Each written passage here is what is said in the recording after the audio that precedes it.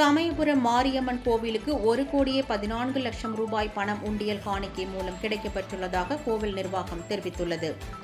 சக்தி தலங்களில் முதன்மையானது பிரசித்தி பெற்றதுமான சமயபுரம் மாரியம்மன் கோவிலுக்கு தமிழகம் மட்டுமல்லாது வெளி மாநிலங்கள் மற்றும் வெளிநாடுகளில் இருந்து நாள்தோறும் பல ஆயிரக்கணக்கானோர் சுவாமி தரிசனம் செய்ய வருகின்றனர். இவ்வாறு வரும் பக்தர்கள் கோவில்களில் வைக்கப்பட்டுள்ள உண்டியல்களில் காணிக்கைகள் செலுத்துவது வழக்கம். அதன்படி கடந்த 14 நாட்களில் பக்தர்களால் உண்டியல்களில் செலுத்தப்பட்ட காணிக்கை பொருட்களை கணக்கிடும் பணி கோவில் இணை ஆணையர் ரா. பிரகாஷ் முன்னிலையில் நடைபெற்றது.